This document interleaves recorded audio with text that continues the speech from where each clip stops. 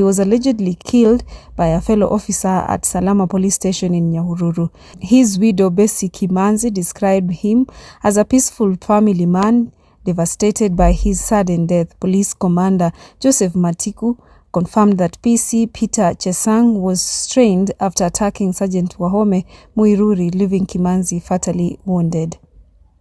Knives and a blood-stained stick were recovered as investigations continue. Kimanzi's body is at Pope Benedict Mortuary while his family demands justice.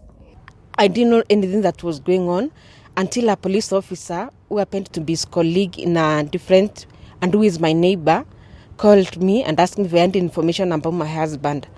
And I told her I had no information about him. So she came over to my house.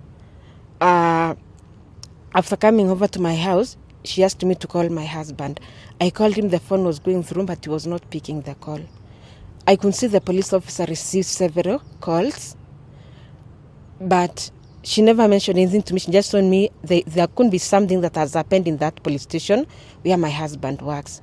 She asked me if we could go to Nyahururu casualty and consult if there is any information in the police station. That is when I came at the casualty. At the casualty, I met some police officers. That was the time I just turned through the people in the surrounding that my husband had passed on. I requested them if I could see him, but they did not allow me to see him. I had a vehicle to this place. I was given so many stories, rumors, and and did not get the right thing. Kwa hivyo naomba serikali inipatie haki. Kimanzi is my third born, na hakuna hata siku moja aliwahi pigana mwingine.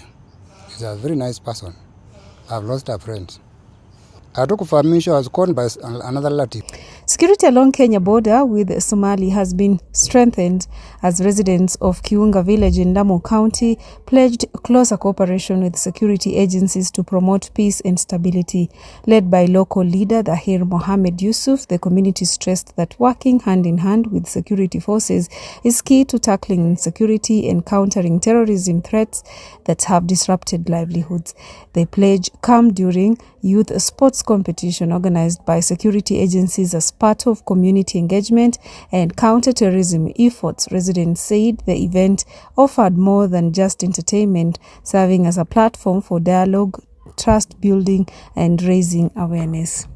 Tumekuja pamoja jamii zote ya Kiunga pamoja wanajeshi wetu na KDF na usalama wetu itarudi kama kawaida, na nimeona kabisa itakuwa zaidi, sio vile hata imekuwa zamani. Sasa naona itaongezeka kwa sababu roho ya watu wamekuwa nzuri. Youth Affairs, Creative Economy and Sports Cabinet Secretary Mvurya has affirmed that the coast region remains firmly aligned with President William Ruto's administration, citing ongoing development projects as evidence of inclusive governance. Speaking in Kwale County during a Women and Youth Empowerment Forum, Mvurya stressed that the region has a strong voice in national decision-making. He urged residents to reject divisive politics, warning that such rhetoric could slow socio-economic progress. The cabinet secretary highlighted unity, stability, and constructive engagement as essential for safeguarding achievements and accelerating development across coast communities. Na ndio maana ile bandari ya Shimoni kwa gharama ya bilioni 2 na milioni 600 nayo imeweza kukamilika.